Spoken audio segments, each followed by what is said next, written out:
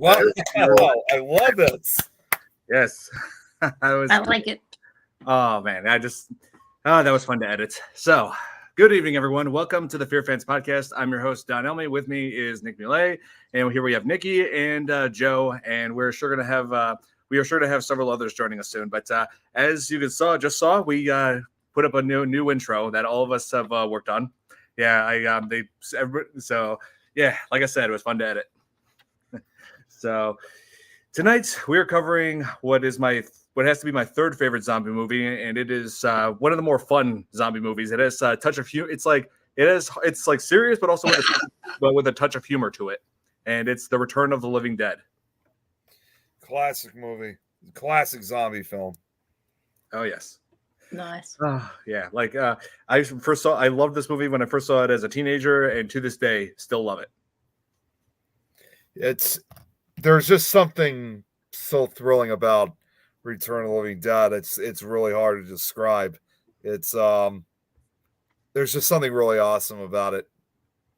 Oh yes, and like it has it had a really good cast to pull it off with these lots of different, each character has their own personality, and each actor and actress brought it to life incredibly. Oh here. Oh, I got a Twitch viewer. Oh, okay. Everyone's still on the road. Oh, okay. Here. This was made or released in '85, right? 1985. Yep. Alien. And that explains those dudes. But I remember being in high school because. Hey, Tom. Hey, Nickel Tom. Hey, Tom. How's it going?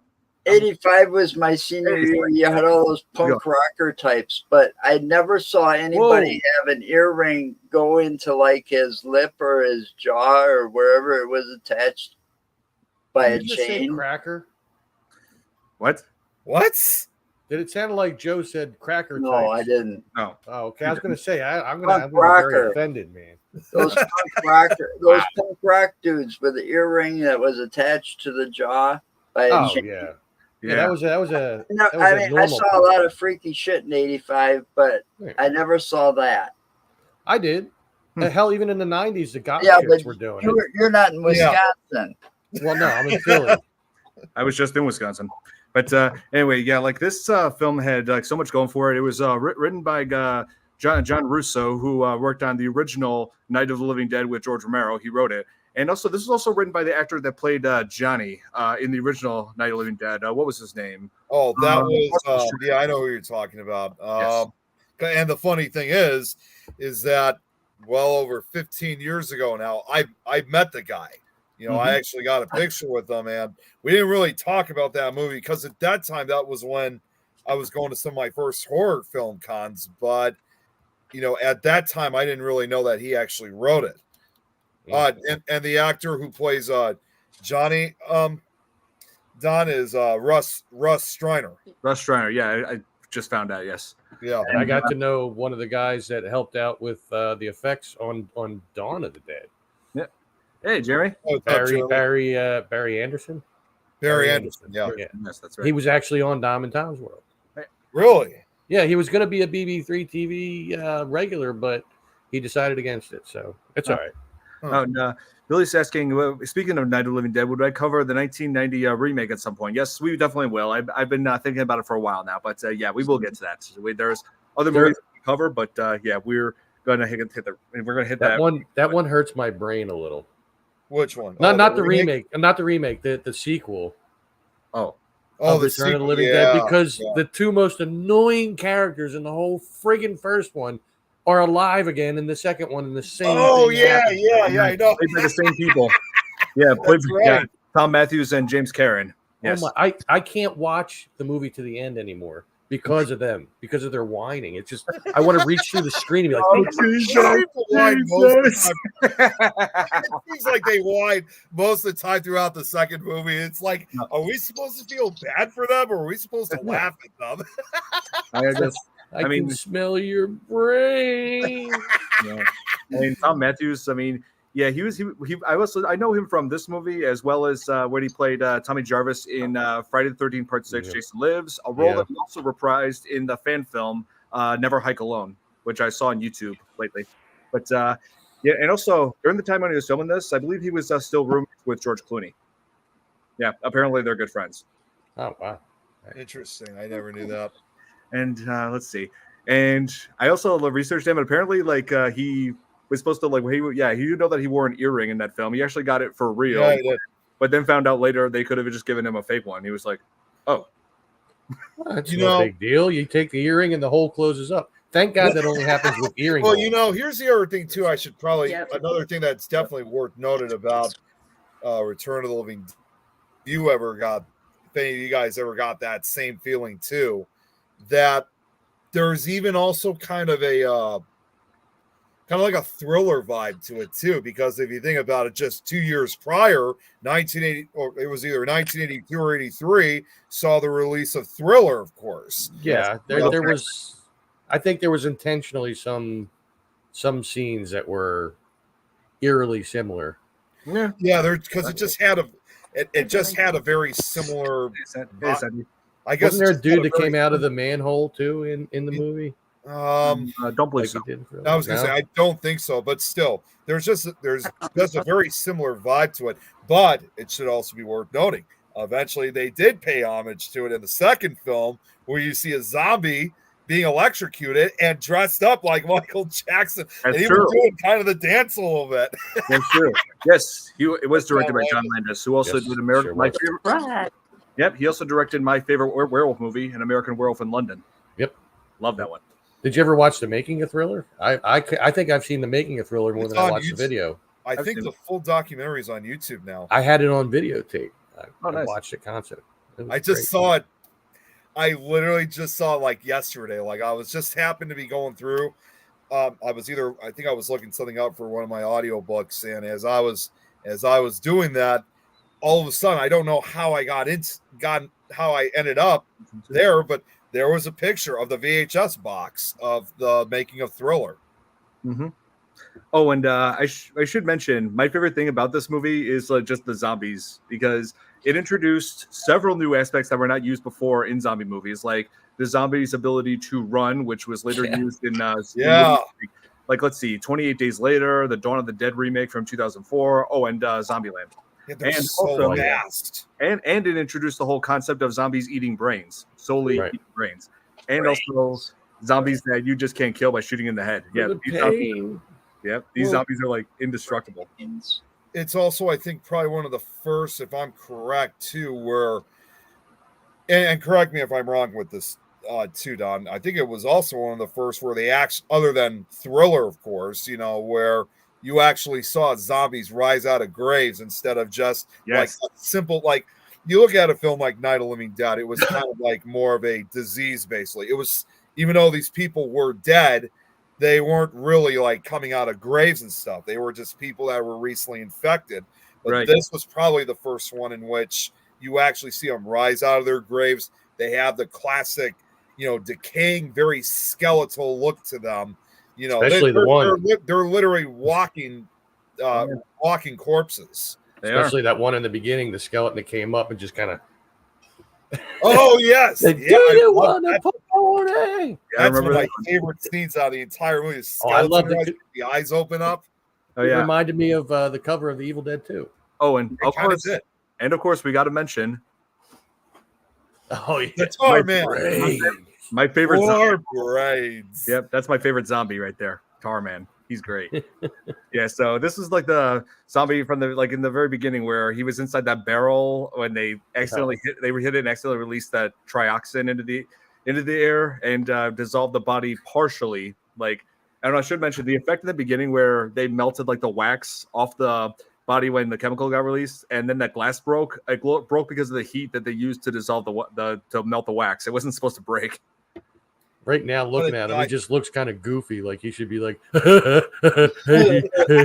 Yeah, it may look a little bit silly now, but back then this terrified No, audience. that was horrifying. Oh yeah, and It was. the actor who played him, Alan Troutman, yeah, he's like a super thin guy. They had to like have a very thin actor to really make it believable, like all skeletal, Have a very, very realistic appearance, practically. Oh. Also, sorry, Nikki, I did not say it in the chat. Happy birthday. But think yeah, that's my favorite her zombie mic of is the whole muted, movie. but hopefully she heard that. Oh yeah. Wow. Wait, zombies could run. Oh yes, that is true. Like zombies could run in some movies and games, but this is the film that started it. Just got to go back to one comment here that Santi here says. Now this podcast became guys' night here, Nick. Looking to ready to hit the road for a bucket of chicken from KFC. Yeah, Santi, Yeah. What the hell is that supposed to mean? I think he's really obsessed with KFC. Well, I never. you know, Where did he come up with? they where, do have okay, the what is it, 12 secret herbs and spices, Where- 15 or whatever it is. Pretty much. Santi, where did you come up with that? But, You're saying like that's something that's always been a part of it. I never said it's here. pickles. Here, let's see. There's also She's having oh problems. yeah, she's having problems with So she heard me. Oh man. And also, Billy did mention that there's the actress Lena Quigley, who is like a scream queen, has been in like several different horror films, like other than this in the 80s, like such as Night of the Demons, and let's see. That was the redhead, right? Yes, and also Yeah. Silent Night, Deadly Night. Yes, One they couldn't keep her clothes on in the Yeah. cemetery. yes, that's Well, right. My buddy Chaos actually got to meet her and talk to her, has her autograph and all that. Well, Mm-hmm. if I could add to it too, I've met her too myself. Oh, that's nice. awesome. Yeah, I actually we met her. It was back in 2011. She was at Flashback Weekend, as a matter of fact, Don. And they weren't showing that movie. She was there for the premiere of a documentary, which possibly at some point I'll show you guys, during the watch on a watch party. But she was actually involved in a documentary that was called Scream. Oh my God! Screaming in High Heels: The Rise and Fall of the Scream Queen. She was one of the one of the folks that was interviewed, and then right afterwards, that's when we got to see her. I was able to get a picture with her. Oh, nice. Did she have clothes on?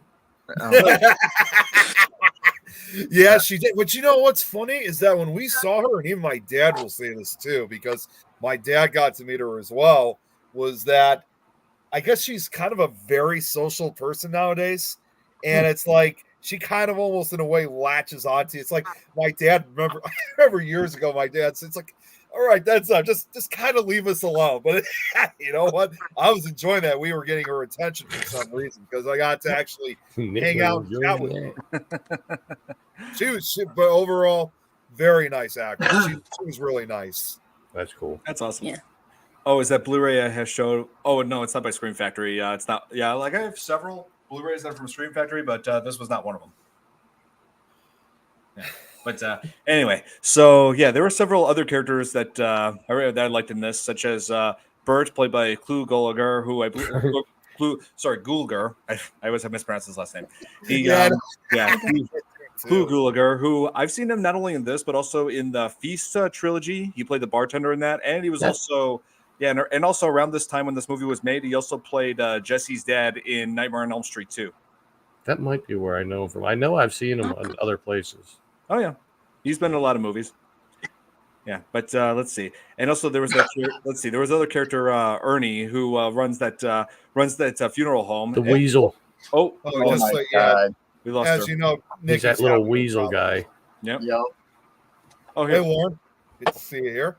I was just waiting for Bert to hit the old man at one point. You know, I was rooting for it even as a kid. I'm like, just fucking deck him. Yeah. I was wondering what that guy was that worked in the morgue. That's who he was just talking about, the weasel-looking guy. I was wondering what he was on. I mean, talk about a guy that was like extremely paranoid, and this is before the shit hit the fan. And I've seen him in a lot of things too over the years, little bit parts here and there, TV shows and stuff. Nikki just messaged me, and she said her internet just went out. Oh man, that sucks. Well, hopefully she'll come back, but unfortunately, I guess we should have asked before if they were having storms over in that part of Australia.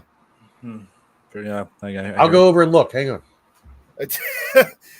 Just want to answer, Lauren. I'd like to show you guys before we end for tonight.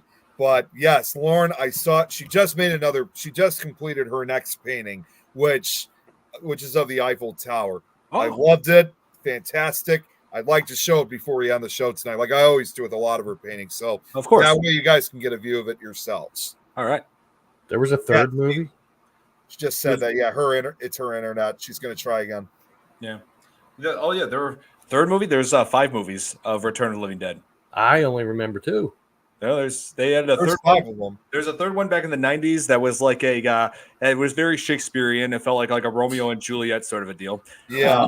Yeah, it was all right. To me, it was okay. I mean, I wasn't too crazy about it, but it was all right at least. Yeah, I first saw it on Sci-Fi Channel years ago when I was a kid, and also when I was a kid, that's where they also released the last 2 movies as a double feature: Return of the Living Dead Necropolis and Return of the Living Dead Rave to the Grave, and both of them were terrible. That sounds familiar. Rave to the Grave. Just showed up.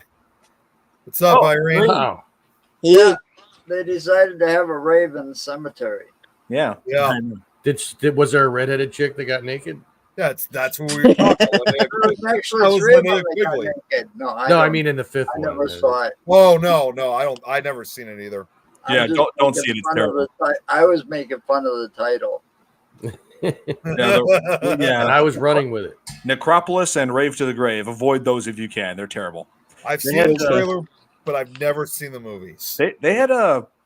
Oh, here they also had featured the dad in from that in that movie.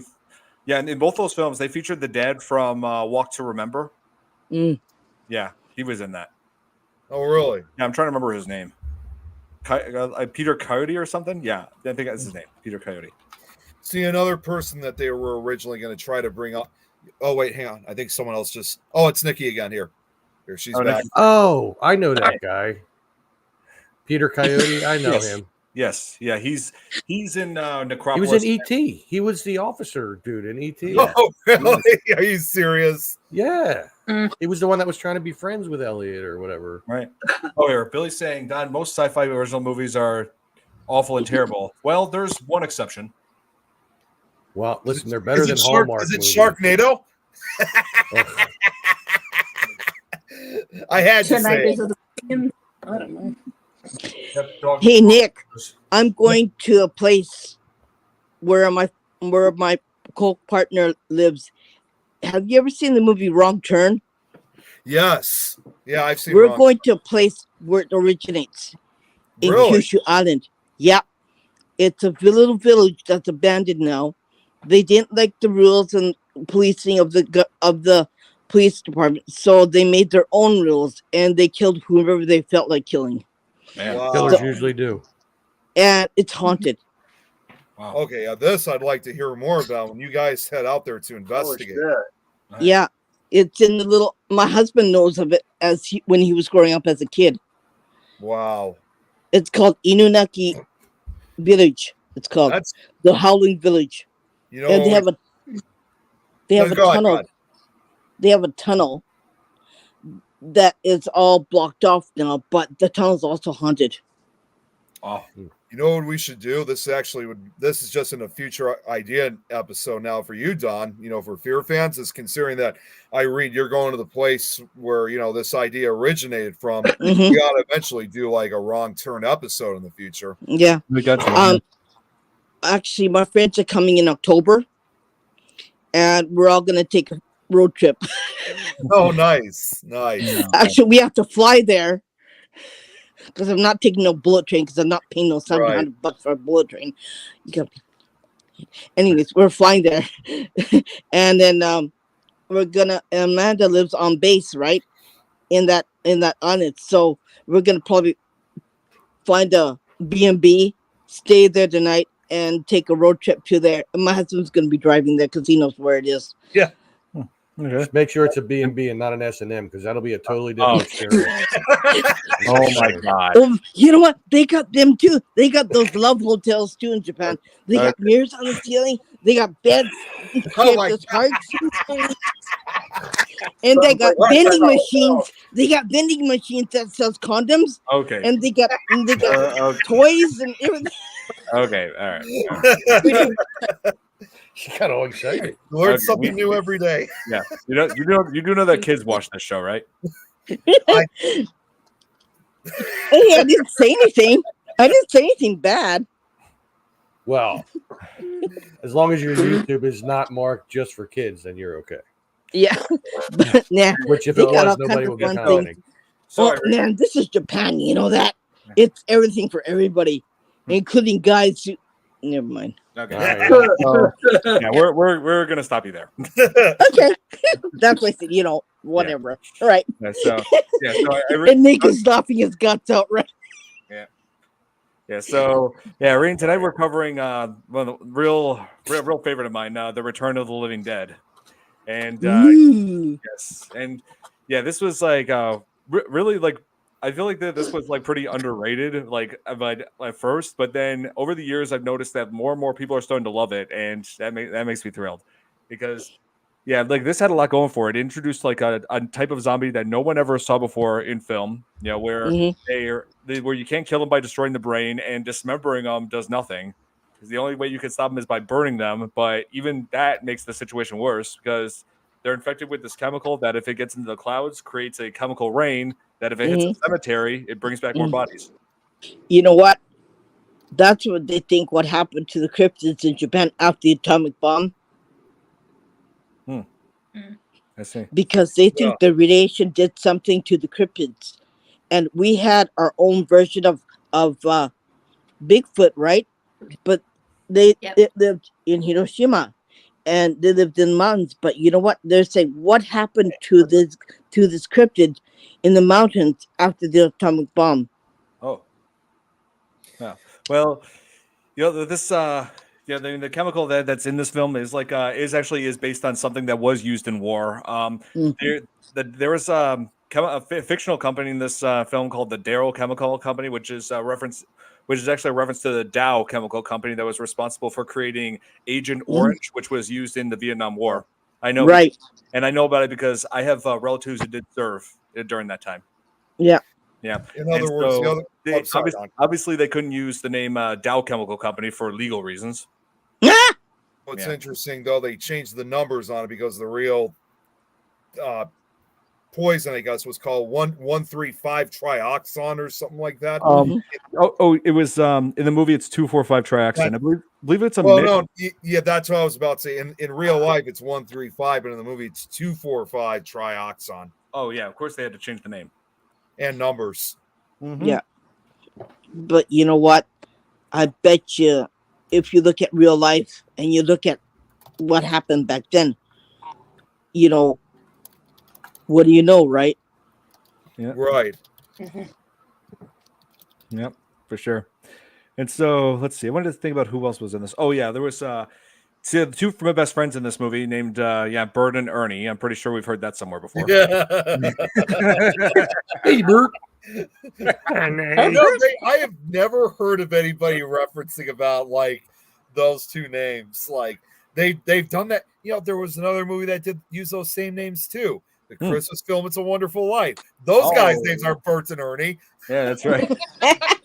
Wait, It's a Wonderful Life. Is that before Sesame Street? Oh yeah, that was back in the I was about to say, Sesame Street was that 60s. was before Sesame Street, yeah. And also, I like how Ernie is played by Don Calfa, who I believe he played that assassin in Weekend with Bernie's. I think it's the same guy. Wow. Oh yeah. Let's see. So we talked about Lena Quigley, the Scream Queen, Silent Night, Deadly Night, and let's see, Night of the Demons. Oh yeah, let's see, two other ones that I'm familiar with because of Friday the 13th Part 5. It was Miguel A. Nunez who played Spider, and let's see, Mark Venturini, I believe his name is. He played Suicide. He played that the serious punk kid who was like out throwing all those fits. He was always getting mad about something, but and kind of have to give. Oh, I love that. I actually looked him up recently, and apparently he died of leukemia back in 1996. Yeah, he did. Yeah, about over 10 years later.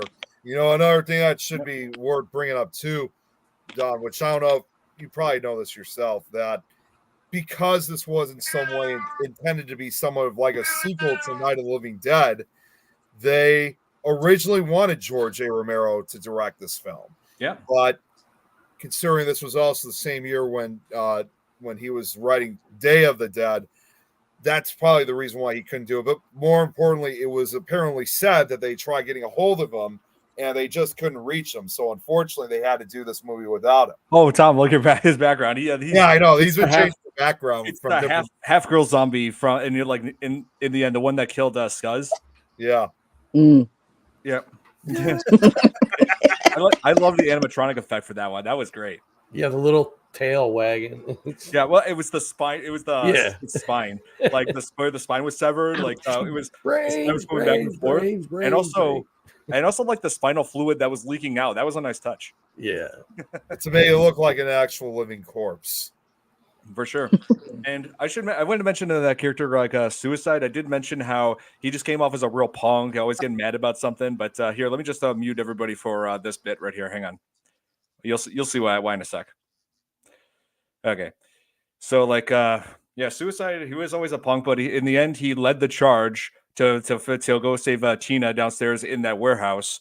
And he led the charge, but ended up getting killed by the Tar Man, like being the first and only victim of the Tar Man. And so he learned the hard way that sometimes in these horror films, that saving your friends can often prove to be a suicide mission.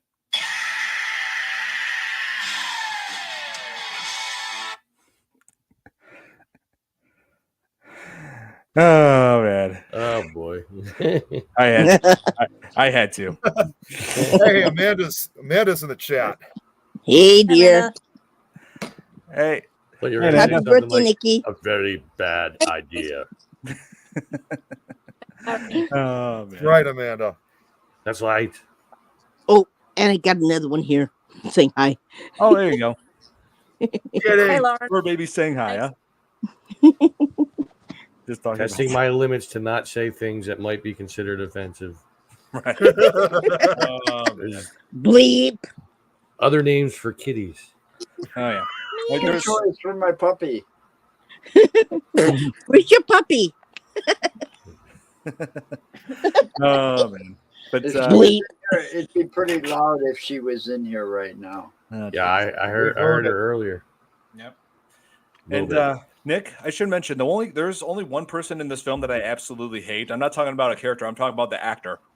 And you probably know where I'm going with this, right? Yeah, there's an actor who is in this film who played Scuzz.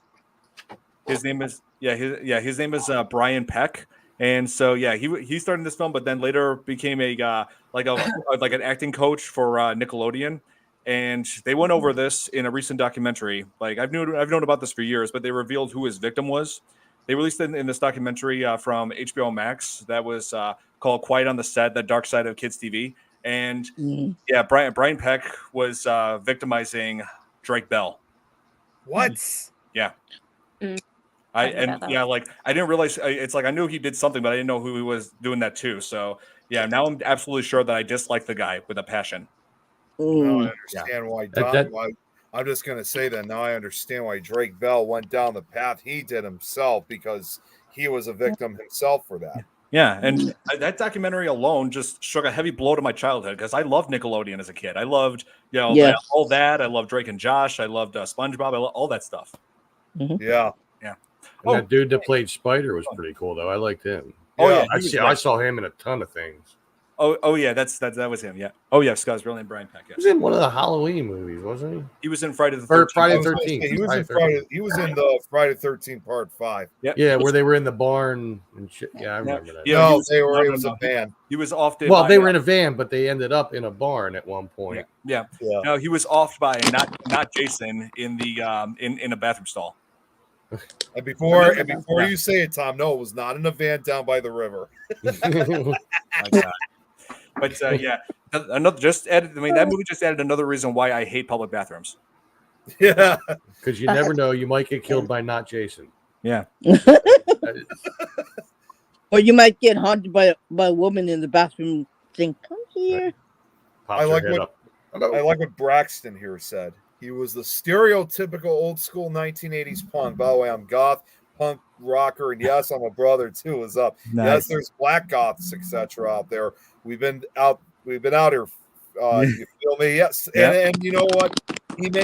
That's another thing too about with a movie like Return of the Living Dead is that although not hugely, but in a way, it's probably also one of the first where it's kind of at least partially a diverse group of punksters. Oh yeah, it is. Everyone had their own thing. Like like Suicide was like the angry one. Let's see, Trash was the one obsessed with death, and and actually predicted her own death, saying, Yep. "Oh, I fantasized about being eaten by old men, but ended up being eaten by old corpses."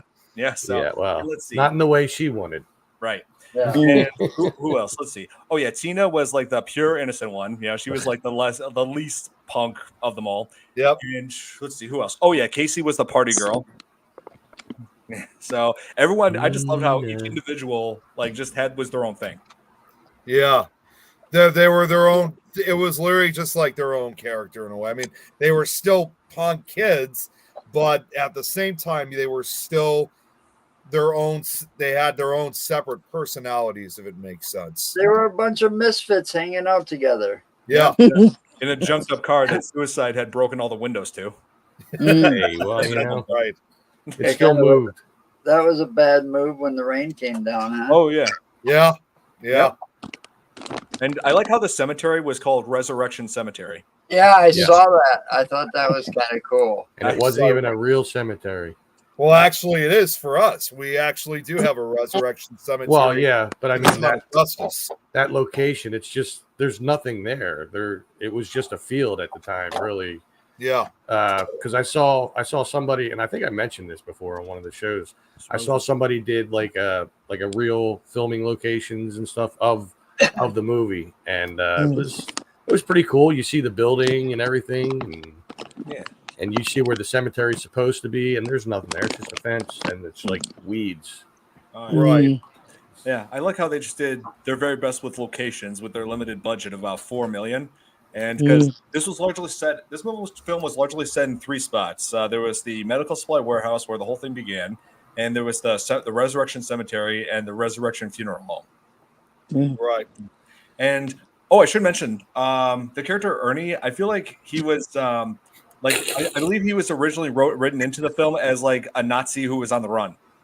There are several clues to this, because right at the start of it, you hear he's standing there with a Walkman, like listening to this march music. I believe it was from Nazi times, and also how he works with a crematorium, and also the gun that he uses. The gun that he uses, I looked it up. It's a Walther P30. Like it was a Walther. It was a German-based weapon. German gun. Yeah. So, and also his last name is Kaltenberner.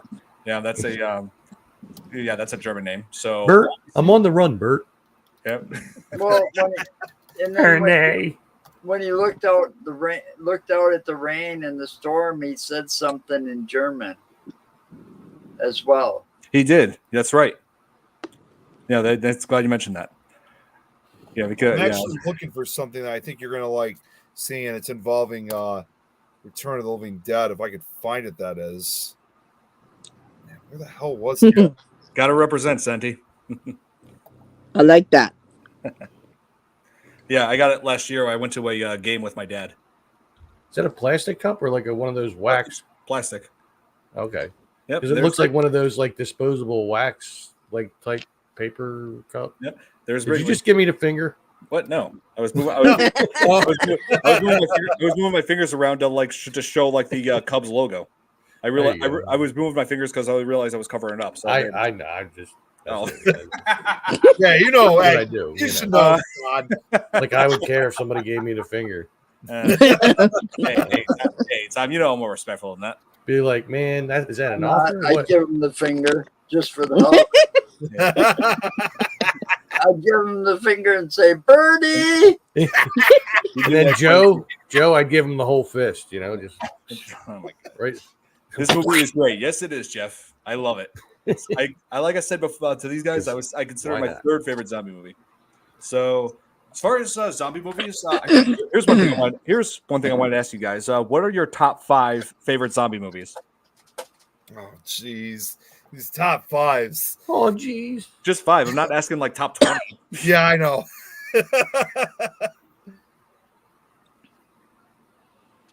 I mean, this is definitely one of them. I don't know if it might be the top one, only because it's like one of the first ones I came across on my own on cable when I was younger. Trying to think. Well, I mean, I definitely like the what's it called with the Woody Harrelson and Zombieland. Yeah, they were good. Zombieland. They were. I like them. They were pretty funny. Oh yeah.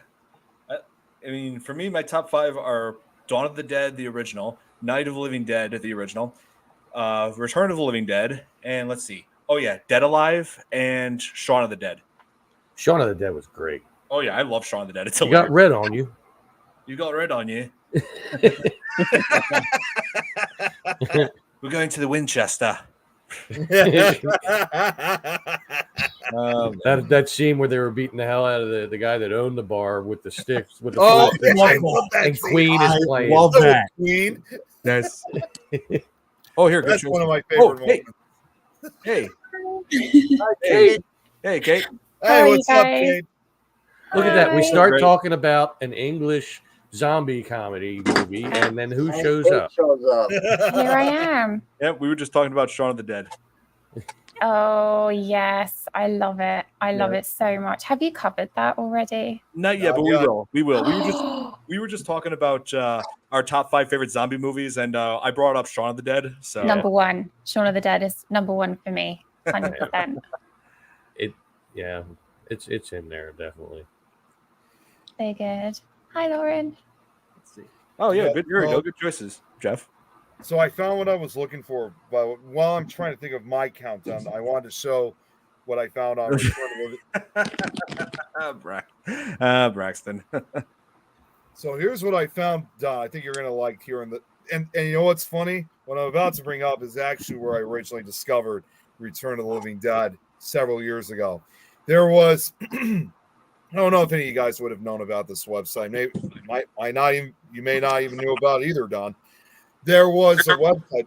There was a horror film website, which is still in operation to this day, which is called Dark Angels Realm of Horrors. It was actually created in the late 90s. And the website is still great, but in my opinion, the early 2000s, it was better because it was one of those websites, like each page you went to, there would be like a horror film theme playing like on that respective horror page. And they would have like trailers of, you have to remember, this was like really before YouTube really took over. They would have like these real player links where you could watch the trailers and if you were lucky enough, see some of the clips in the movies. But what I loved about the website is that although it's no longer the same what it used to be, they have, however, kept the original poster, and this is what they decided to use. Check this out. Oh, nice. I've seen that one. Back in the 90s, it was all programmed in HTML and JavaScript. Yep. Oh, Yeah, it's I also- know those languages. Me too. They're obsolete now. I And know. obviously, It's and not. obviously, man. you guys can see it was also a UK-based website, so they could, it was probably at that time one of the first horror websites, involved in the UK at that time, and it actually was created on Friday the 13th in 1999. You see, Well, all this the had- best stuff comes from the UK, you know. Well, and I actually contacted the owner of the website a few years ago because I said, this is a website that I remember seeing from my childhood a lot, including Return of the Living Dead. But I had to ask him, say, whatever happened to all that music you guys used to play on the website? He said the problem was the reason why he doesn't have it playing on his site anymore is that it was because the music became a distraction. People sometimes just went onto the website just to hear the music instead of actually reading, because it's also like a review site too, like where these guys gave their reviews about these movies, including Return of the Living Dead, and I had to ask them, saying, do you have those versions of those horror film themes, because you can't find them on YouTube. Unfortunately, he said he lost most of them, so you can't get these copies. I mean, literally, essentially, they've been lost to time practically.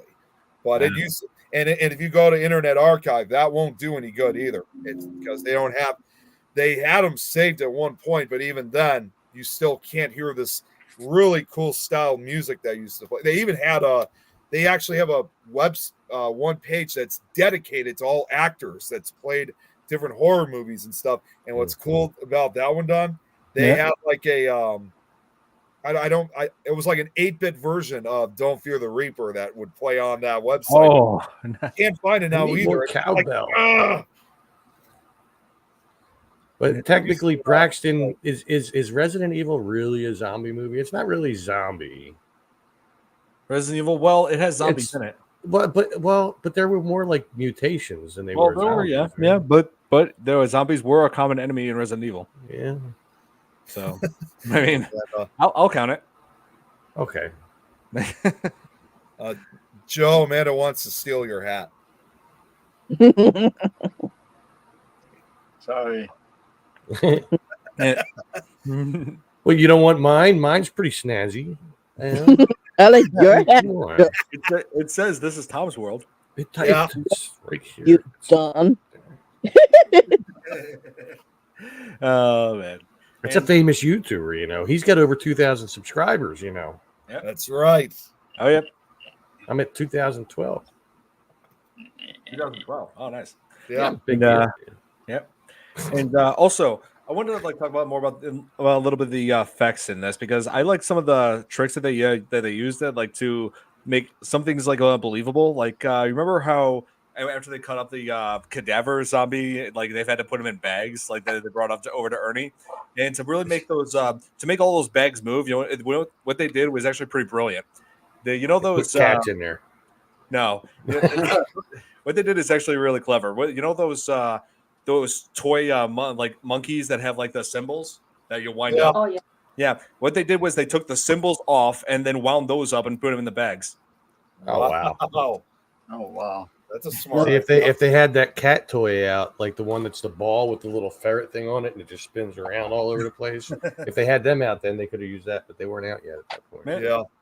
Oh yeah, and yeah, I just love how they like when they opened up one of the bags to show Ernie, the arm just falls out and then it grabs his leg. Get it off! Get it off! Get it off!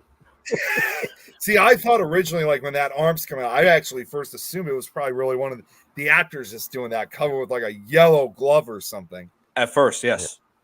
You just knew when you saw that half dog that it was going to come to life. That dog, that like medical dog Yeah. or whatever, that was like Split cut in dog. half. I was like, oh man, no, don't do it.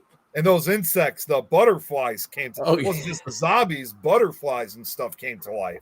Butterflies just eating your brain. Yeah, like yeah, right. And also the split dogs, I felt very sorry for because they were the ones who I felt like suffered the most. It's like, Yeah, I felt really sorry for them too.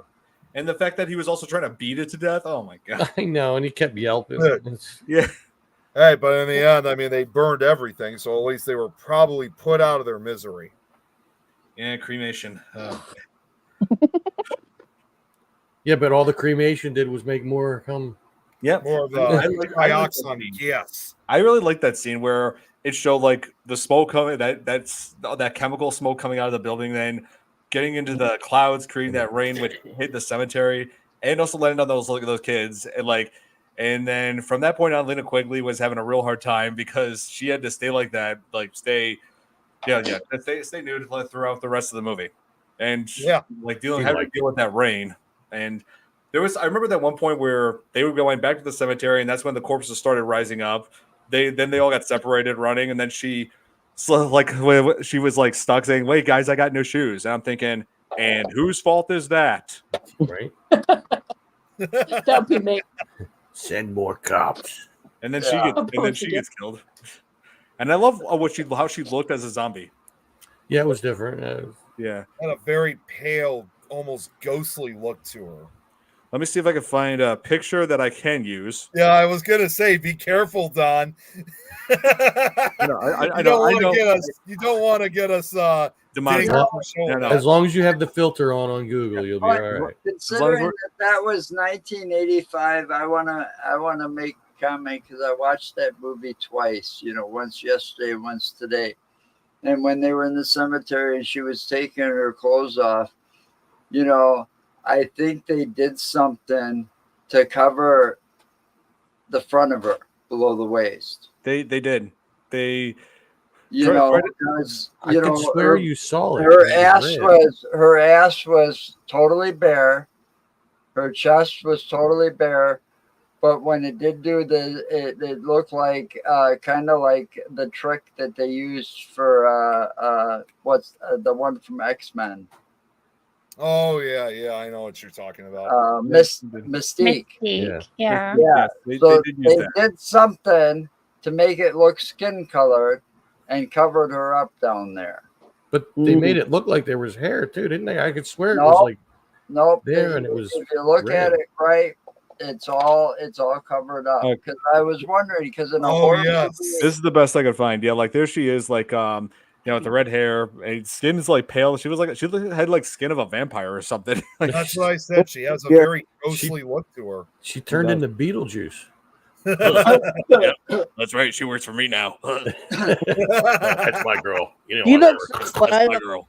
wake up without red-headed Beetlejuice. Yep, there's the new Beetlejuice. I can't wait for. Yep, the juice. I love Beetlejuice. I'm gonna make you so happy. Oh yes, and Braxton makes a good point. Songs for the film. Yes. The Flames. SSQ Tonight. That's one of my favorites. Jack Did Irene just fall? Oh, it was Nikki. Wonder Will, Never mind. we love him. Got him in my phone. That's awesome, Braxton. It straight up looked like you fell straight down, Nikki. I thought I was like, did she pass out? What happened? Oh man, but yeah, like they, I like the punk rock soundtrack for this movie. Yeah, they did an amazing job. They were apparently those were all local bands too. Like when they were filming this in LA. Wow.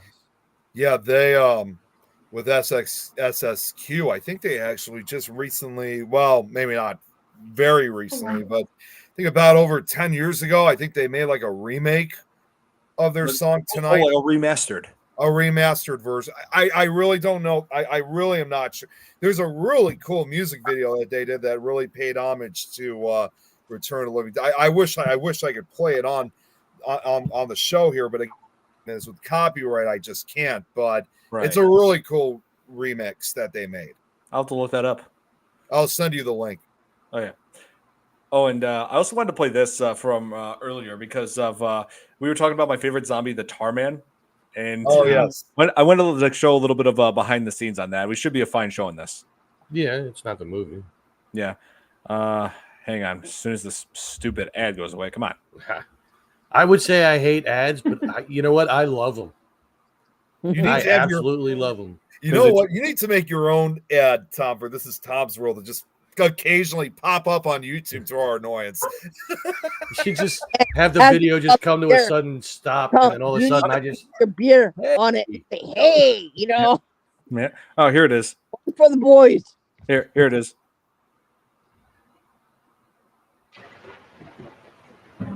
The clearest memory I have of the audition process was Dan telling me specifically that he wanted to see this zombie character thinking. I always insist on all my creature suits, never cast a stuntman, always cast an actor.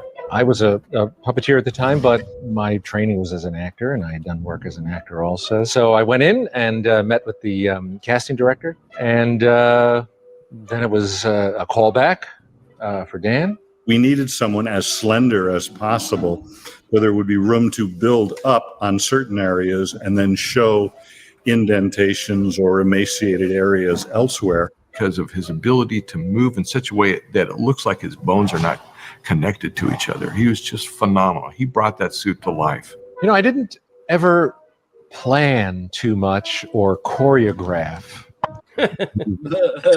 for Tarman.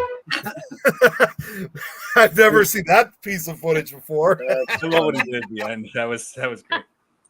You know what's funny is among one of the guys who said that they needed to make this like character, you know, kind of basically put to life, the third guy that we saw. I've actually seen him before, not only because of other movies that he's done. He's actually been, maybe you guys may have seen it. He's actually been on an episode or two of the show Monster Quest on the History Channel. Oh, because he actually, I don't remember what episode it was. I think it might have been one of the episodes on Bigfoot or something like that. I'm not sure, but he was basically known to remodel this up. We just lost Nikki again from connection. Oh man. Oh, he did the reenact. You're saying he did all the reenactments? No, he basically was able to kind of make like molds of like certain types of, you know, I think again, it's been years since I've seen the episode, but it was on one or two of the cryptid episodes. It might have been on Bigfoot, but he still does this kind of stuff to this day, not just with films, but also kind of in the paranormal cryptid field. Mm-hmm. Yeah, I love that show though, Monster Quest. Good show. I saw it years ago. Yeah, I'll have to find out what episodes that it was that he was on. I just can't remember what it was because again, it was several years ago I watched it. Oh yeah, I hear you. Oh, and I also really like how the zombies get really creative. You know, in this film, because like it becomes first apparent when the tar man goes after Tina, and like she is hiding inside of a locker. She bars it up, and then the tar man comes across this hook man, this crane, like not crane mechanism, like a pulley kind of mechanism, and like hooks it on the door handles and just like is like sure turning the wheel to like pull the doors open. And I'm like, wow, these zombies are smart. And later on, smart zombies. And later on, they strategize. Like after they kill the paramedics, like the original two paramedics, one of them sees over the radio, like, and then just says, "Send more cops." Yep. Come in, dispatch. Send more paramedics. That was the second one when they said more paramedics. Yeah, it was. Oh, yeah. Well, actually, it was right after when the first cops showed up to investigate the disappearance of paramedics. Oh, okay. Okay. And then after they kill the cops, they say send more cops. And then when the whole bunch of cops arrive, like a whole line of cars show up, they're like going down this path. Both sides of the path have bushes, right? Down the path, there's a cop that's zombified, but they don't know it, who is just like waving this light back and forth, telling them to stop. When they all get out of the cars, all the zombies in the bushes go after them. I'm like, whoa, that was strategy right there. A little death trap. Strategery. Yeah, these zombies are clever. Well, they should be. They're eating brains. Geometry. Oh my god. Well, you know, the other thing too that should be noted, since you brought up about, for example, the tar man who tries to get at Tina at first, it's also funny to think that despite being almost the weakest of the zombies in this movie, he's probably the most intelligent out of all of them, because he's the only one that handles something single-handedly without the aid of other zombies. Yeah. Yeah. Yeah, I hear you.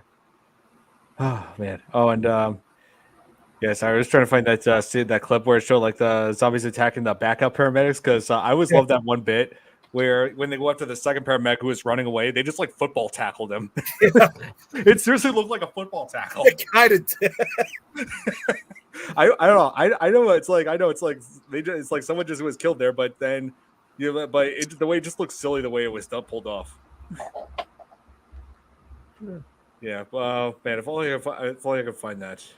And yeah, not sure if we're going to be able to, because it might be part of a larger clip. Jesus. Yeah. Yeah. Man, if only I could check this out. But anyway, yeah, like the zombies in this are like nothing that you would expect. Yeah, like they're not. It's like they're really indestructible. The only way to stop them is to burn them in this movie. But then you'll find out in the second one, you could just electrocute them, and then that kills them. Right. Yeah.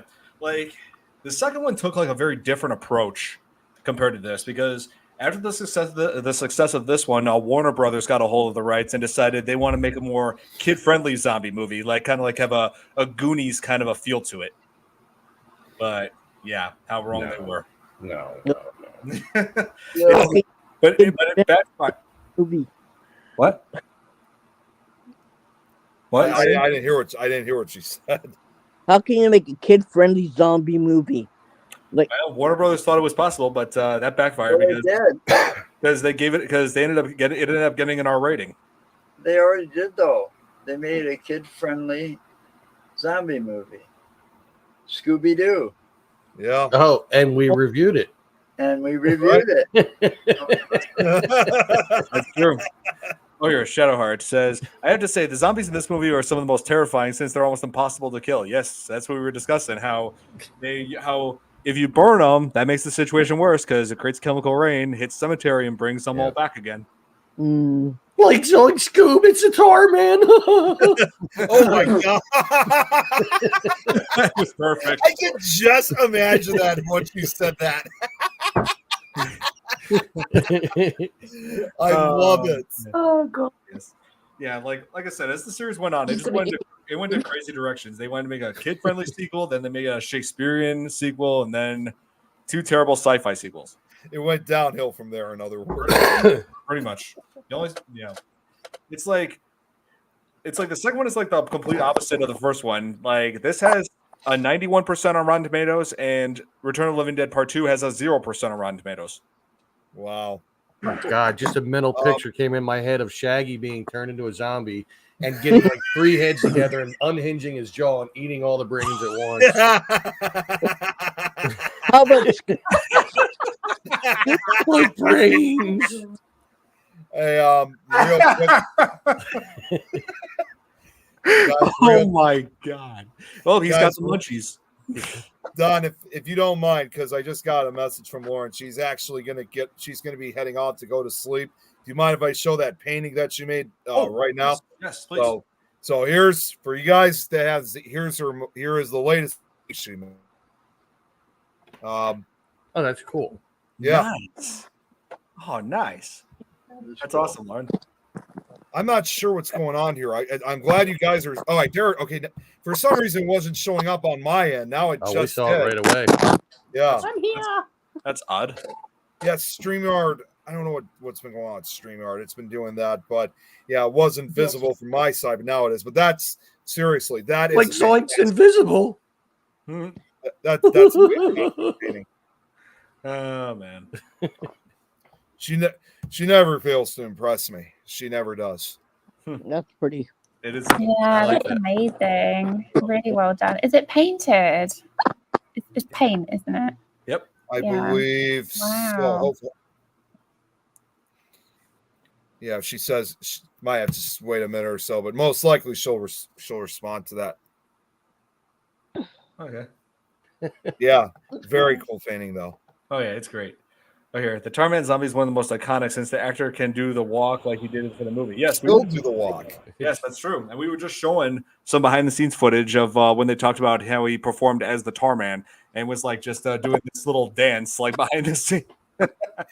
And to answer your question, Kate, yeah, she says it is a painting. Yes. Wow, that's amazing. Really, really Thank you. well done. Oh, you're very welcome, Laurie.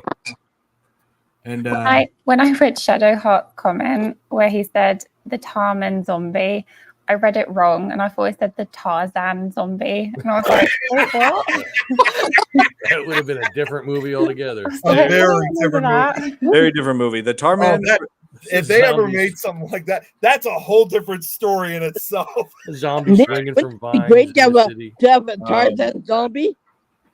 Good night, Lauren. Have a great night. So yeah, just to remind everybody, let me pull up that put up a picture again. Hold on.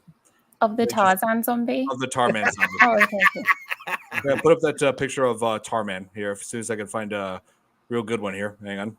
I just had one just a minute ago.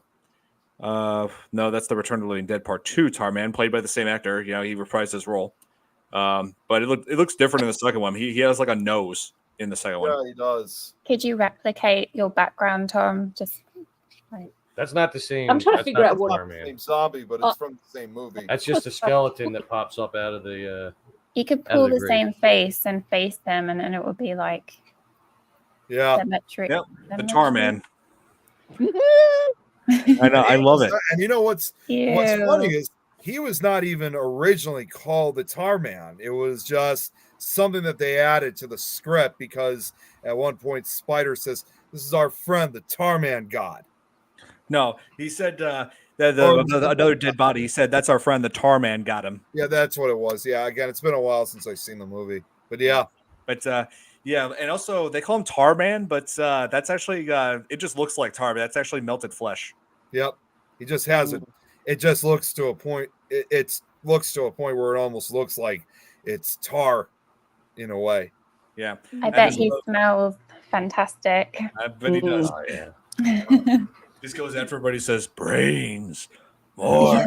I love in the like Or when, brain. I love like right after when he kills Suicide, like the other team, everybody else is looking at him, and then Spider throws that can at him at Tarman. Yeah. Tarman just gets up, looks at them, and says, "More brains." And what's They all run. They're all running, and then they just board up the basement door. even though he was very weak to like actually open the door itself. Yeah. And you know what's also, I'm sure you know this, Don, too. When it comes to the Tarman, not sure why, but there's like two different versions of Return of the Living Dead where his voice is different. There's one where he's got kind of like a faster kind of sound, which is used in the trailer, and then in the film itself, it's a much more deeper, almost guttural type of voice. That's true. I researched it, and it's in the theatrical cut, where in the VHS cut, where these voices kind of lighter, but then they changed it when they converted it to DVD and forward. Blu-ray, 4K. Those they made it deeper because they thought it would be scarier that way. Of course, some people still like the original, like sped up version of it because it just sounded so classic. Yeah. Suicide was talking. He didn't give the Tarman. Yeah, that's right. Yeah, man, Tarman was quick to act on him. Oh man, yeah, but I like how later when Bert and the remaining kids face him again, and Bert just easily takes off his head with a bat. Yeah, right. His eyeballs fly out too. If you've never noticed, I saw that too. Yeah, I noticed that too. And also, I always wondered why didn't Suicide come back to life after he was killed? Because he was the first one that was he was the first victim. So why didn't he come back as a zombie? There's a good reason for it. It's because even though he was attacked by the Tarman, you have to remember these zombies were exposed to the trioxin gas. In this case, I guess the gas doesn't get spread like you see in other zombies movies. Like once you're bitten, you're infected. I guess that's the other thing too about this. It's one of the first zombie movies where, in spite of being attacked, they don't get infected and become zombies themselves. So again, in other words, he wasn't exposed to the gas, but Trash, on the other hand, and the cop that you mentioned. Oh, look who just showed up too. Oh, let's see. Chris. Hey, Chris. Hi, Chris. Sorry. Work set tonight. Sorry. Hi. Talking about Return of the Living Dead. I feel like it. But I was saying though, yeah. So that's why some of these victims never turn into zombies because I guess it was a type of gas that can't be spread unless you're exposed to the acid rain. Right. That's why Trash became one. Yeah. I can't get enough of you saying gas. Wow. Gas. I know. I love the way he says that. Yeah. And oh my God, I didn't know what he was saying. I thought it was like a special word. No, I'm sorry. Okay, I get it now, guys. That's pretty cool. But Nick, one thing that I did notice looking back at the movie again is that that cadaver zombie, because we kept talking about people who were infected with the trioxin, and we know that the first people that were exposed to it were Frank and Freddy, who when they accidentally released it from the canister, but then we see that the cadaver zombie, when he was when they let him out of the storage room so they could kill it, that cadaver zombie and that cadaver zombie went straight after Bert, even though Frank and Freddy were closer to that door. Why didn't it go after them? Because it knew that they were infected. That's the other reason why the Tarman probably also, because you obviously knew that the Tarman escaped. So it's possible that during that whole title sequence, the Tarman escaped and probably saw them, but probably knew too that they were eventually becoming part of the undead and that their brains were not suitable for him. So that's when he just moved on. So that's the reason why neither of those original two zombies ever attacked both of them.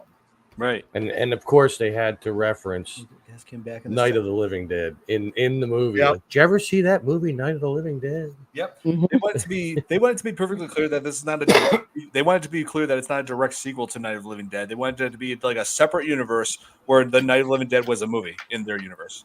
But yet at the beginning when the guy was telling the kid the story before he started training him, wasn't that like a reference to the first movie?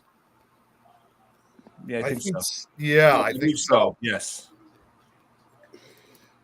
That too, Braxton. Yeah. Yeah, that's just one thing I noticed. Like he just waited when thinking, wait, why did he go after Bert? I'm like, oh wait, because the other two were infected already, so there was no need to go after them. Because Ernie was dead already. Yeah, pretty much. Yep. Hey, Bert.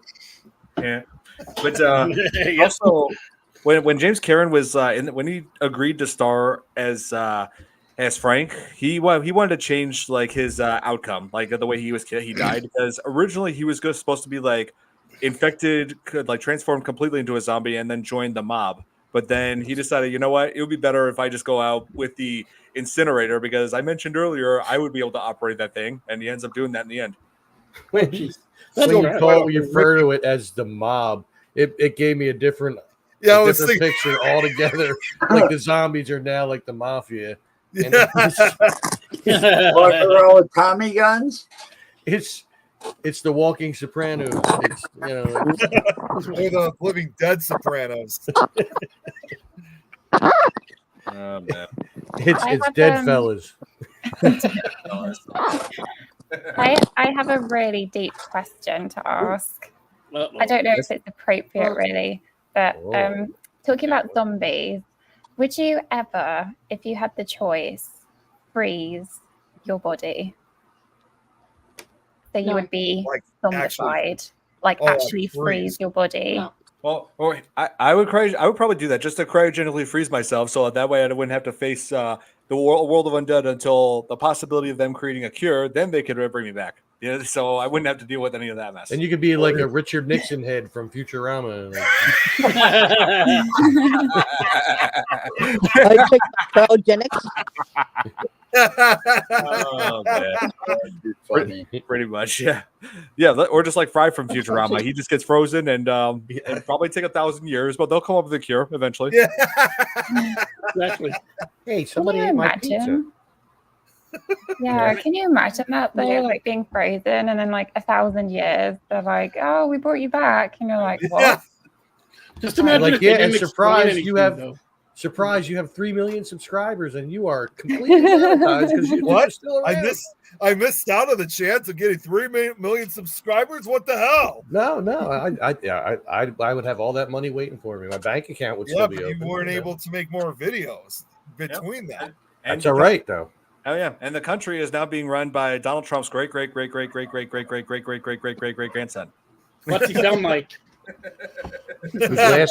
Whose last name is ironically Biden. It's really weird. That's right. My last name is now Biden. You figured that one out. My name is Archibald Biden. I'm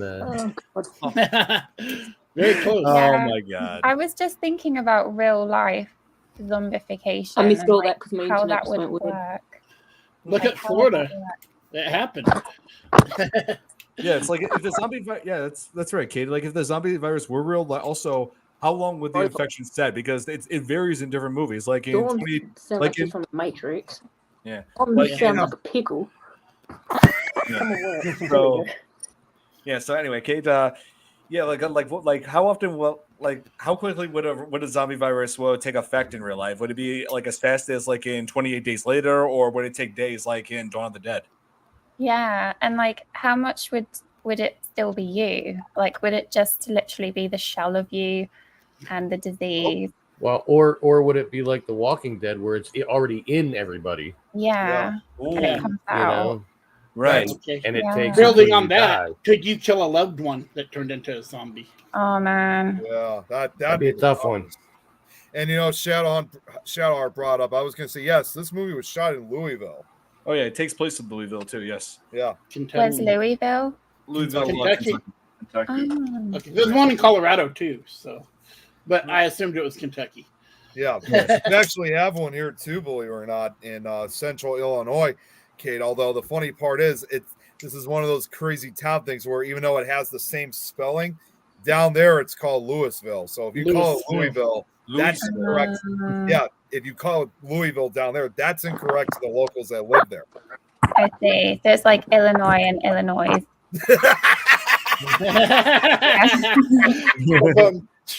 Well.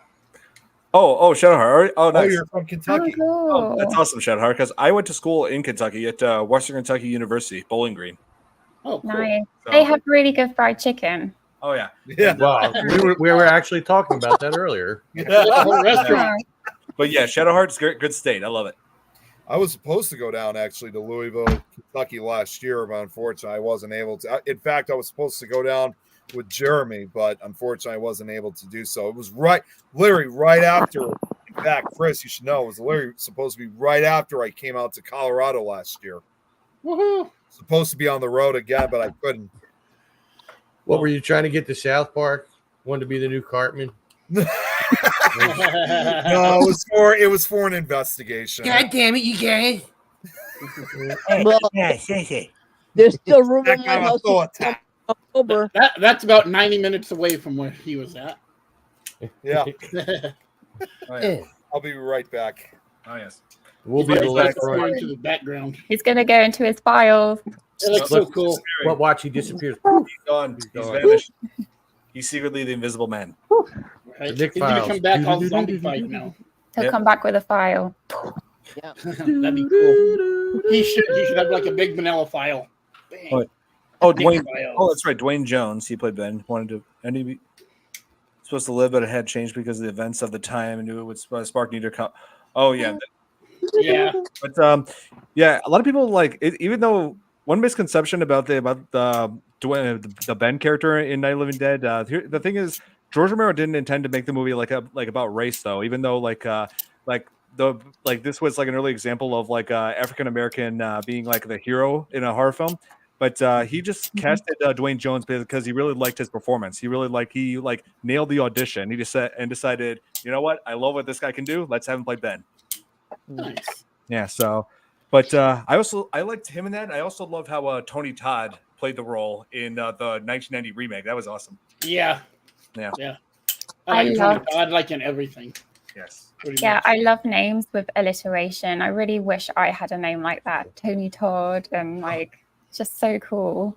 They're coming for you, Barbara. What are you doing, Tom?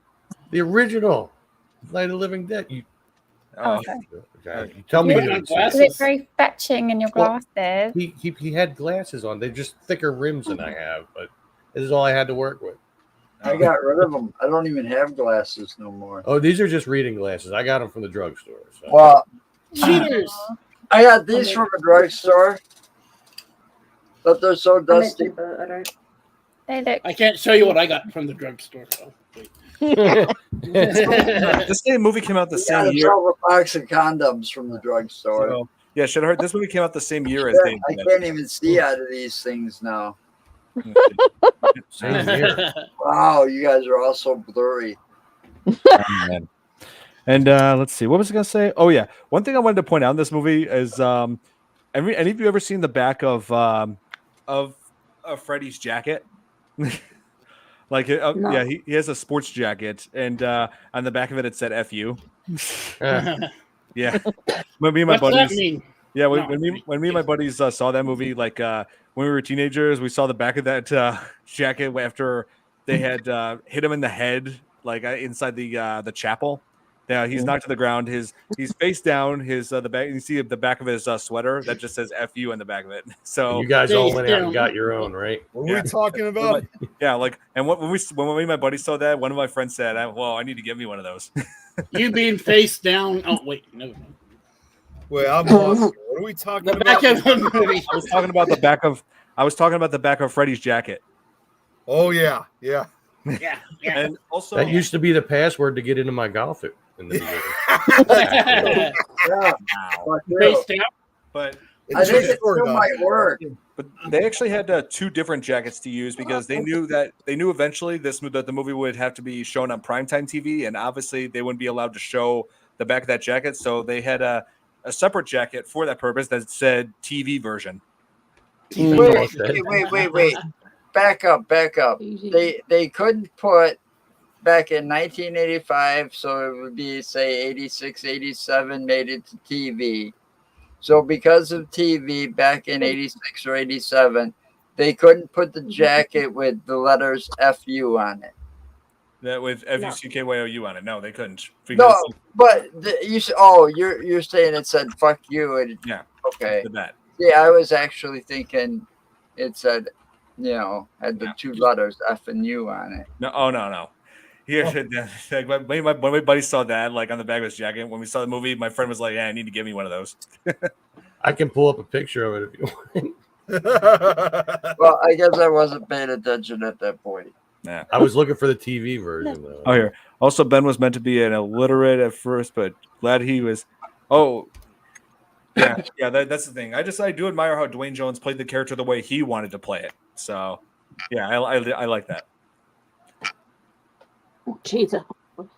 Not seeing the TV version. I only see the TV movie version. They usually. Well, the back of it literally said TV version for when they show it on TV. That's why I was looking for it, because I thought that would be funny looking, but yeah, I just see the original.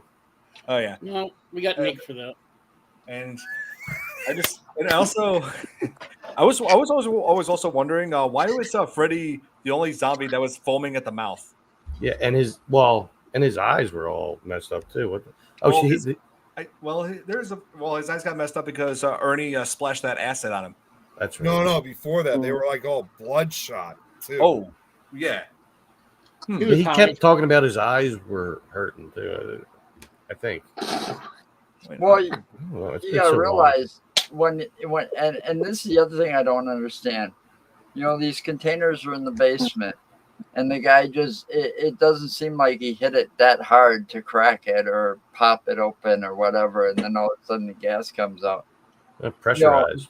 That's really that all that gas had to really do something to the eyes. If you consider the irritation it did just mixing with the rain, so that it did something to me earlier. It had to be much worse than its gas form. Right. Oh man. Braxton. Yeah, Braxton. That's right. Oh man. But yeah, so and it's just the thing is, when I first saw this movie, I only watched I was channel surfing when I was like 15, and I saw like the last few minutes of the movie, and so I didn't know the whole context about Freddy transforming. I just heard his voice like taunting or crying, wanting her brains. Yeah. I know you're up there because I can smell your brains. You're someone else then. Oh yeah. And I gotta say, the ending of this was pretty grim. Like, this is like one of those instances where no one survives. None of the main characters make it. And pretty much Bert made that possible by getting the military involved, calling the number on the side of the tank, saying, "Hey, your canister cracked open, and there's zombies here." So their solution was to drop a bomb on Louisville, and they said they left about 4,000 dead, including the main characters. And of course, this led to another chemical rain, which started the whole thing all over again. Yep. Yeah, with the skeleton coming up. Well, of course. Back then, you want to play? Here we go. Here we go again. Make sequels. Yeah. They had to make. And you don't know if everybody's dead or not because they have all kinds of ways of making people come back. Right. Yep. Yeah, including actors who were zombies and who all of a sudden aren't in the sequels. What were the Now with AI, it's even easier. It's supposed to be like metal, I think. Yeah, it's supposed to be like metal canisters. We'll do a Rocky Horror Picture Show, and we'll bring back Tim Curry. Yeah. Oh, wow, Tom Curry. Does that mean I got to dress up as Frankenfurter? I would not want to see that. I want to see that either. That would be a bad mental picture. I did. Yeah. There's no pictures. There's no pictures, but I did do it once. You couldn't unsee. Oh my god! That's the October. That's October month. Oh, so he did that for the calendar. Yeah, that's for October. Yeah, he was October. Yeah. So Shadowheart, the canisters. I don't know what kind of metal they're made of, but there was like one scene that was that one bit where Frank slammed his hand on them, and they released it, saying, "Oh, these things were made from the U.S. Army Corps of Engineers." Hits it, and it leaks, and I'm thinking that seems like an insult to the military. The canisters. Damn it, Billy beat me to it. I think.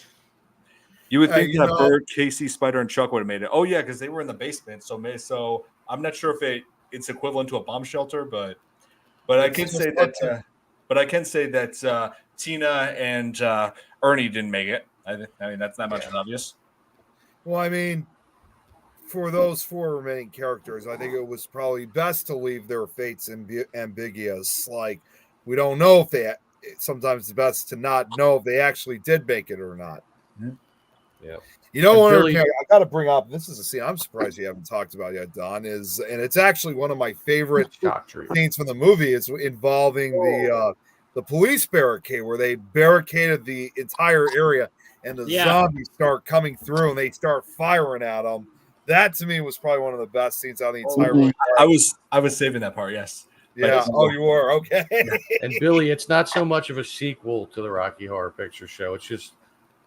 It's another movie by Richard O'Brien, and they use the same actors. Well, not all the same actors, obviously. Yeah, it was like 3 or 4 of them that came back. But Damn it, Janet. How's it down by you and Nick? How's it down by you and Don? Oh yeah, Don. I wanted to ask you about the weather. What's it going? Kate, I hear a lot of loud rumbling. And Kate, do you have any of that? We had a really bad storm about half you were but down there. it's passed over now. Well, you see, the reason why I had to get up for a minute or two was I had to go upstairs to just grab something, but then something compelled me to look outside. And I haven't seen anything, but I did notice what I have noticed one thing. I have noticed one thing, however, when I looked outside, if there was a storm coming, because I get lightning proximity alerts on this. Yeah, I think that they're like continuously going to be overnight. I think. Well, scary part was when I walked up, I just noticed how completely quiet and it got very eerie outside. It just got all quiet. It's all before the storm. I mean, and I'll tell you right now, especially if it comes to severe storms, that's what scares me most of the time, because before it hits, it gets real calm outside. Bill mustache. Oh yeah, Flesh to Flesh. I remember that in the end credits. Nick opened the curtain and went, "There's someone on the wing. Something." I don't know about Illinois, Nick, but Wisconsin has already broken its record for yearly tornadoes. It was 97 here today. Jeez. Oh man. So we've already broken our record for tornadoes this year. That's crazy. Yeah. So, just make sure that none of the houses spin around and land on you, Joe. So Nikki's sounds like hail. No, it sounds good, like Nikki? hail out there. Yeah, Nikki's throwing her phone around. Yeah. Yeah. At least my truck's up under the carport. We got another tropical storm coming. 2 of them. Oh, really? And another earthquake. Oh, jeez. I've never been in one of those. They predict them. Do you know when it's going to be, Irene? When? Storm. It's sitting out in the middle of the Philippine Islands, and it went through Taiwan and it went through everywhere else. But the other one, there's the one that's going to go right through China, and the other one's going to come our way. So we're just waiting. Okay. I'm sorry. I'm sorry. Yeah, I'm sorry. It's just Tom was just like flipping around. And I'm just like, if I end up popping out, you know why? Power went out here. Oh, don't be popping out. The kids don't need to see that. oh my god. Is Tom up You crazy son of a bitch. Oh my god. Look, I'm in Australia. Now you're really making me feel stoned, man. I feel like I'm seeing shit. Tom's upside down. Oh shit. Tom's You'll fall on your head. I gotta point out what You've already got enough brain damage. I gotta point out with what Hart said, and that's another thing too. What's so great about Return of the Living Dead is the music, and undoubtedly the theme song is great. It just adds such an adrenaline to that music. It does. It's rocking. You know what? Or am I upside down? No, you're now you're back to normal. Back to normal. Don, I've never cool. I've never actually told anybody this, but I actually do this a lot when I go to. This sounds unrelated, but bear with me. Is that when I go to these paracons all the time to meet up with a lot of these different investigator guests, I often actually play the Return of the Living Dead theme song to add more to the excitement of it, to add an adrenaline of my own for it. So it's so much fun when I do that. I got another one coming up this weekend, so I'll be doing the same thing. You said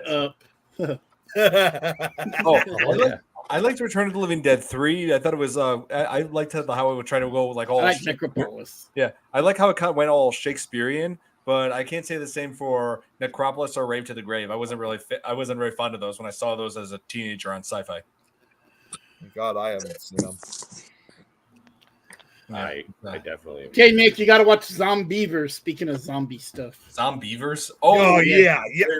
Damn it, Beavis. Sounds like a porno. It kind of does. It's like a, I don't know, it's below a B movie, I'd even say, but yeah, we watched it. Yeah, Zombievers. He sent me something on that weeks ago.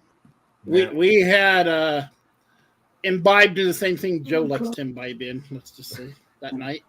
What? I don't do nothing. I'm innocent. I know you are.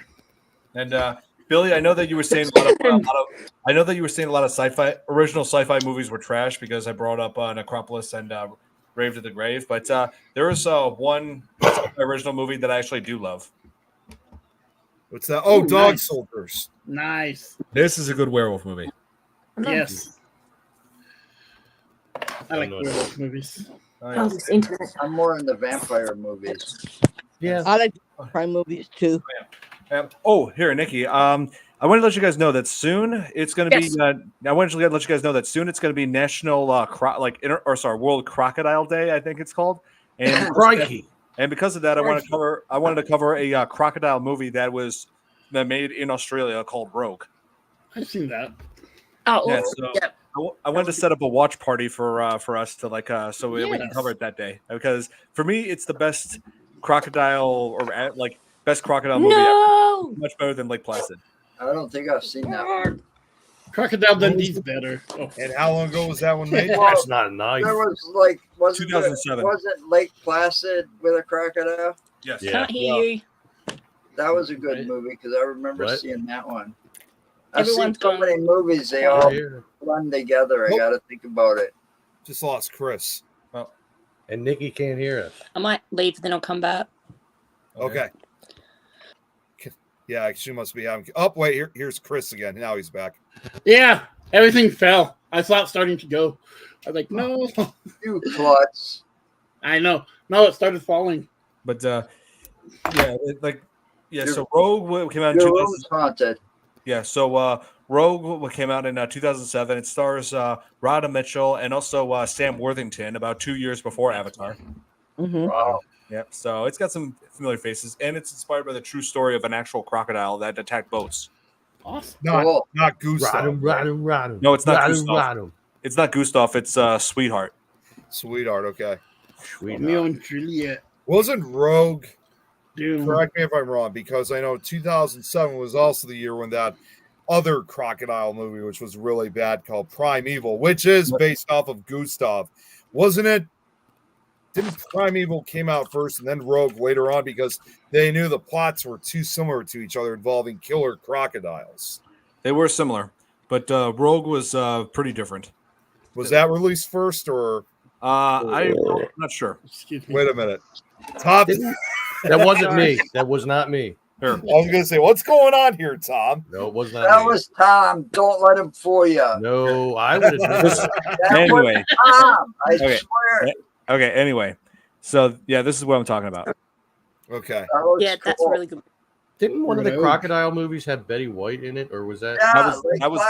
Yeah, That was Lake Placid. Okay. No, that was Golden Girls. Estelle Getty was the crocodile. My favorite werewolf movie, Braxton. Don't stop her. My mom will shoot. My favorite werewolf movie right here. American Werewolf in London. Yep, nothing beats Oh, I it. like that one. Yes, nothing beats it. That's an old movie. Yep, it's 40th anniversary was recent. That The- pub, that pub That's still actually exists. That's does? actually classified as a cult classic now. It's, Oh, yeah. it's a lot nicer looking now than it used to be, but it still exists. And What's and it's the first movie to ever win an Academy Award for best makeup effects right after that category was introduced to the Academy Awards. So it has its place in history. That's Well, like one of the greatest That was a good transitions. movie. Well, and it's also, and I mentioned this on the show previously. Most people don't really know that the script is actually older than the movie itself. Believe it or not. It was written over.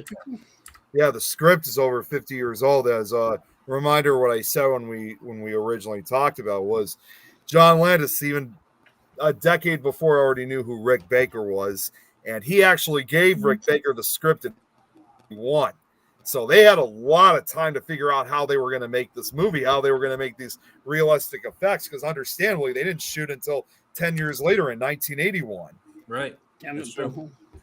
Let's see. Oh, it's already 10 o'clock. Jeez. Okay. So afraid we're gonna have to wrap it's 11 o'clock. In your time, yes. It is time. No, it's 9 o'clock. In the future. Yeah. It's 12 o'clock. He's an hour in the wait. He's an hour in the future. Quick, what are the lottery numbers? I know, right? It's already past the time. It is too. 12, 16. But I can tell you about Skynet. Tell us about Skynet. Come on. They don't exist. It's a movie. Get over it. Come on. My truck will talk crap about it if you ask about Skynet. It'll say Skynet would never survive, and I don't know. It's funny. Yeah, they really create all kinds of crazy time paradoxes in Terminator as the franchise goes on. They can do it. Come on. That's right. That's what they do. They can do it. It was Skynet. Yeah, but we have to. I'm sorry, but we've got to wrap this up. But The Return of the Living Dead, one of my favorite zombie movies of all time. It's definitely worth seeing if you're a horror fan and if you love zombies. So it's like one of the most enjoyable zombie films you'll ever watch. So if you haven't seen it, go check it out. I cannot stress enough how great it is. Classic movie. It really is. I mean, Here's the story. It's a movie that I always like to watch over and over again. Yep. Probably find it for free online somewhere, I'm sure. Yeah, that's what I look up. You can on Tubi. Tubi. Tubi or not Tubi? That is the question. Damn it. You beat me to it. I was watching so many great movies, classics today that I found on there. I'm not done yet. Oh yeah, they got some good stuff on there. Yeah. If Debbie Does Dallas, Behind the Red Door. Oh no, that's a different streaming.